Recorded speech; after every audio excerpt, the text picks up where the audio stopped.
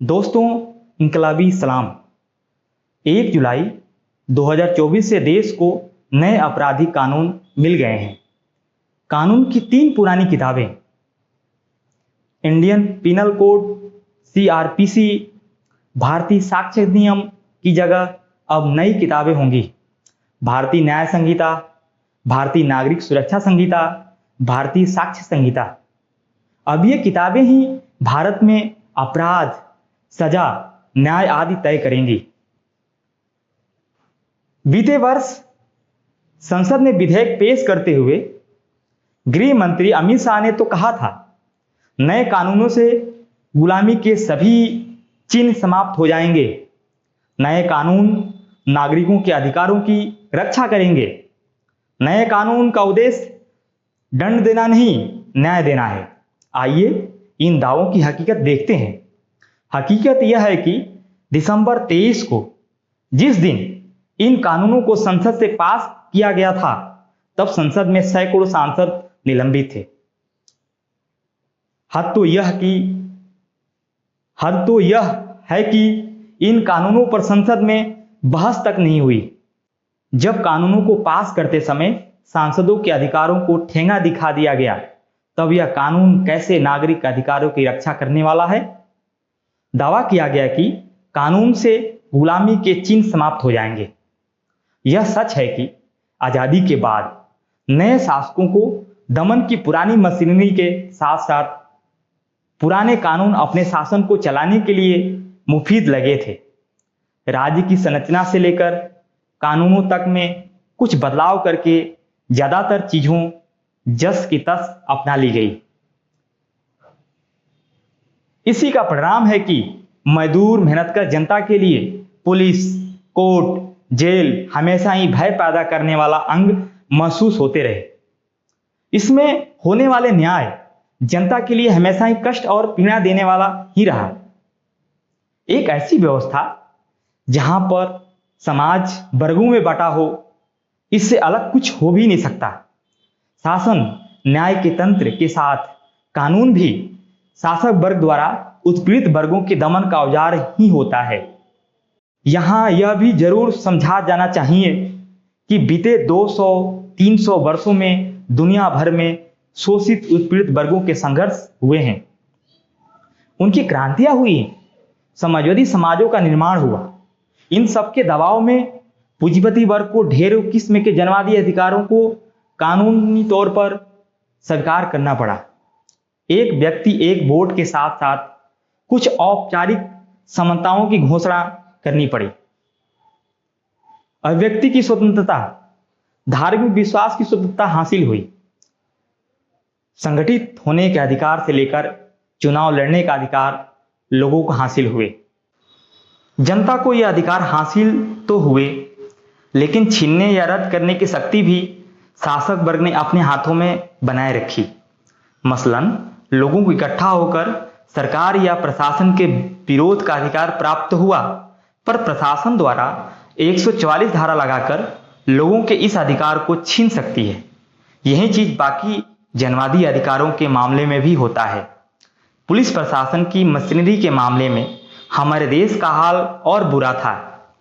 कानूनों को लागू कराने वाले खुद को अक्सर ही कानून से ऊपर मानते रहे हैं। एक अदाना आदमी भी कानून अपनी जेब में रखकर चलता है। सड़क पर बेवजह फड़क फोंके वालों, रिक्शे वालों पर बरसते डंडे, पुलिस द्वारा गैर कानूनी तरीके से लोगों को उठाकर लॉकअप में बंद करना, पुलिस थानों में पिटाई आदि ऐसी बातें हैं जो आज हर कोई जानता है। असल में दमनकारी सत्ता, जनवाद को कुचलने वाली सत्ता ही गुलामी के चिन्ह हैं। कानून की किताबों के नाम हिंदी में लिख देने से कोई गुलामी के चिन्ह खत्म नहीं हो जाएंगे। नए कानून हर तरह से तंत्र को मजबूत करते हुए जन के हाथों से एक एक करके अधिकार छीनने वाले हैं। ये पुलिस के अधिकार बढ़ाने वाले हैं। ये अंग्रेजों की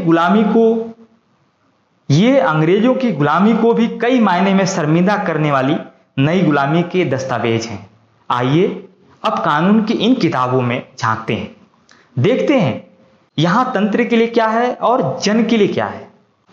राजद्रोह की बदनाम हो चुकी धारा जिसे सर्वोच्च न्यायालय ने रद्द कर दिया था, नई संहिता में राजद्रोह की धारा खत्म कर दी गई। लेकिन नई संहिता आतंकवाद को एक ऐसे कृत्य के रूप में परिभाषित करती है जिसका उद्देश्य देश की एकता, अखंडता, सुरक्षा, आर्थिक सुरक्षा को खतरा पहुंचाना हो या किसी वर्ग लोगों में आतंक कायम करना हो। आसान भाषा में कहें तो नई संहिता में आतंकवाद के दायरे को काफी व्यापक बना दिया गया है। अब कोई लेखक, भाषण देने वाला, कोई वीडियो, कोई सोशल मीडिया पोस्ट ही व्यक्ति पर आतंकवाद की धारा लगाने को काफी होगी। यूएपीए के तहत पहले एक उच्च अधिकारी ही इन मुकदमे की जांच करता था। अब हर थानेदार, इंस्पेक्टर इन अपराधों में लोगों को गिरफ्तार कर सकेंगे। पुलिस की मौजूदा कार्यप्रणाली को तो हम भली भांति जानते ही हैं। चाकू बरामदगी या कच्ची शराब बरामदगी के मुकदमे हर रोज पुलिस निर्दोष पर लादती है। वैसे ही हर रोज थानों में आतंकवाद के मुकदमे लिखे जाएंगे। जाहिर है यह सब पुलिस निरंकुशता को ही बढ़ावा देगा। संगठित अपराध की एक नई धारा इस संहिता को जोड़ी गई है। कहने को यह किसी गिरोह द्वारा अपहरण, वसूली, जमीन हड़पना, साइबर अपराध को अधिक गंभीर अपराध मानती है, पर संगठित अपराध की इस धारा को जिस रूप में प्रस्तुत किया गया है उससे इसके एजेंडे पर व्यक्तियों के संगठित समूह की कार्रवाइयां भी आपराधिक श्रेणी में आ सकती है। संगठित होना लोगों को जन्मजात अधिकार है। इसी अधिकार के तहत ढेरों एनजीओ, संगठन, सोसाइटी समाज में सक्रिय हैं। अब नई धारा इनकी गतिविधियों को भी अपराध घोषित करने में मददगार बन सकती है। महिलाओं के खिलाफ अपराध के मामले में यह कानून पहले के ही प्रावधानों पर खड़ा है। लंबे समय से महिला संगठन वैवाहिक बलात्कार को बलात्कार माने जाने की मांग करते रहे हैं, लेकिन नई संहिता में भी इसे बलात्कार नहीं माना गया है। नई संहिता पुलिस के अधिकारों को बढ़ाने व अभियुक्त के अधिकारों को कम करने का काम करती है। पहले किसी अभियुक्त को पुलिस अधिकतम 15 दिन की पुलिस रिमांड पर ले सकती थी। नई संहिता के तहत किसी अभियुक्त को पुलिस 15-15 दिन करके 90 दिनों तक हिरासत में रख सकती है। नई संहिता प्रथम सूचना रिपोर्ट के संदर्भ में पुलिस को ही अधिकार देती है। 3 से 7 वर्ष की सजा वाले अपराध के मामले में अब पुलिस 15 दिन की जांच के बाद एक एफआईआर लिख सकती है। पहले पुलिस को कुछ ही मामले में ही जांच का अधिकार था। ज़्यादातर मामलों में उसे एफआईआर लिखनी होती थी। हालांकि व्यवहार में पुलिस इसका पालन नहीं करती थी, पर संघर्ष कर पुलिस को एफआईआर दर्ज कराने को मजबूर किया जा सकता था।